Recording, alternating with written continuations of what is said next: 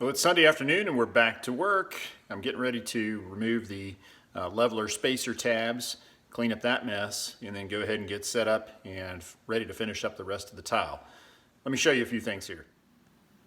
So here's where we wrapped up. You guys saw this last night. Got all the tabs and spacers and everything in here for the tile. Everything's looking good. Dried up nicely overnight, and we're ready to go ahead and remove the spacers. That's the fun part. I got a bazillion of these little things to kick off, literally kick off, and then I got to pick up all the mess. I'll probably go ahead and run the vacuum in here. Got some little bits of thin set and everything on the schluter over here. I want to remove that. That way it doesn't get caught up in the fresh thin set that I'm spreading down. But I'm working my way into the corner, so I'm going to be able to go ahead and spread the thin set out and just kind of work my way back out of the room. Thankfully, I'll be able to just work off the tile since this part's done. And I'll finish up right here in the corner, and that'll be it. We'll let this dry, and then go ahead and hit it with some grout maybe tomorrow or one day this week. All right, now for the fun part.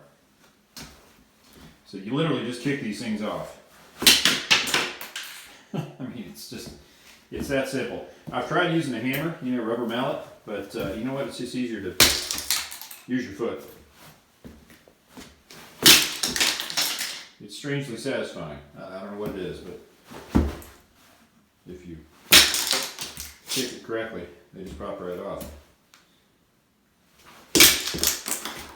Nice. All right, so I'm gonna go ahead and get this taken care of, and then we'll check back with you guys when we're ready to put down some tile. That was a good one. The only pain about this system, and it's not necessarily the fault of the system, but you can see sometimes you got some thin set that comes up in the tab itself. So it'll actually keep the plastic from breaking off cleanly. And we got to go back in, use a little pick or a knife or something and actually dig that out so it doesn't interfere with our grout. So that's a pain. It doesn't do that every time, only if you get too much thin set under there and you got to really drop the level of the tile. When you do that, sometimes it squishes up into the grout line and it'll squish in between the tabs on the little spacers. So that's kind of a pain. But overall, I think it does make for a really nice result, so I think it's worth it. So here's where we're at right now. I got all the tabs knocked off and cleaned up and got the floor vacuumed. It's looking really sharp. And Amber's been here giving me a hand. We got this section done with our first bucket.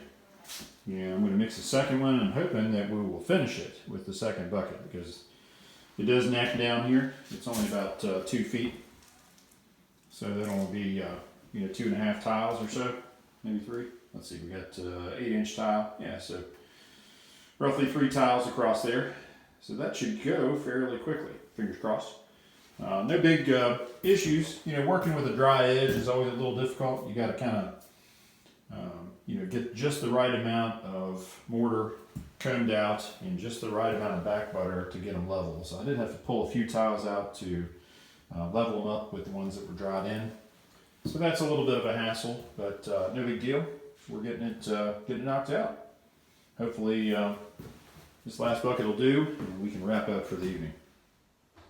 All right, so I'm going to go mix up bucket number 2 and see if we can't get this knocked out. How's it going, honey? Great. Amber's having a snack. All right, see you in a minute. We're getting close, aren't we, honey? We are. Amber has been a back buttering machine. We're gonna do that on top it. She's been a huge help today. Yeah. You can see our spacers are a little more sparse today. Well, it's because we actually burned through another 250 of the spacers. We're down to the last few, so we've just been just kind of doing some of it by eye and some of it with spacers. Looks pretty good though. I don't think the quality has suffered at all. No. All this is going under the cabinet, so nobody's even going to be able to appreciate it, will they? No, but that doesn't keep you from being anal. That's right. Because I would know if we had cheated and, Yes, you would. done it halfway. No sense in that. Because those cabinets could come out someday and somebody may judge us. They may. Of course, we'll be dead and nobody will care. But just in case. It's going to look nice. It will. All right, keep up the good work, hon. Thank you. Oh, you're welcome. Well, that's it. The last tile is down. super stoked to have this job done. Yeah, it looks really good overall. If you wonder why there's a lot less spacer levelers over there, it's because we ran out. I ordered a second bag for this project and I thought 250 was going to be enough, but you know what? I underestimated, so we ended up using more than I was thinking. But it actually worked out okay. I used anywhere from 2 to 3 per tile, and the ones that go against the wall I just set by hand, and they're fine. So overall, looks really good. Can't wait to get it grouted and get these cabinets in. But I'm glad this project's done. This was not a lot of fun. The hexagonal tiles were just a challenge. I've done my fair share of tiling, but it just, I don't know, you know, just the extra 2 sides create some unique challenges. And if the tiles aren't perfectly symmetrical, then you're going to have some areas where they'll try to run out on you. And using small grout joints like we were doing, they're about you know, an 1/8 inch. It's definitely challenging because you don't have much wiggle room. You know, when you use larger spacers, 1/4 inch or something like that, 3/16, then you've got an opportunity to, you know, move some things around and fudge a little bit. But man, I tell you, when you're down 1/16 or 1/8 of an inch, there's not much room to fudge. But overall, I think it looks great. We're going to get it grouted and it will look pretty smooth and seamless. We're going to use a very similar colored grout, so I think it'll just blend in nicely. But this is going to be a great durable surface for the laundry room, and it's going to give us many, many years of wear, and it's classy looking to boot. So that's going to do it for this episode of Woodmere Estate Revival. Thank you guys for hanging out, tuning in. We appreciate your time and attention. It's been a great project. Glad to check this one off the list. We've got more coming up. Obviously, we're going to grout. We're going to set the cabinets, so we've got lots more to do. Be sure to hit that subscription button if you haven't already. Make sure you get all the latest updates from our channel.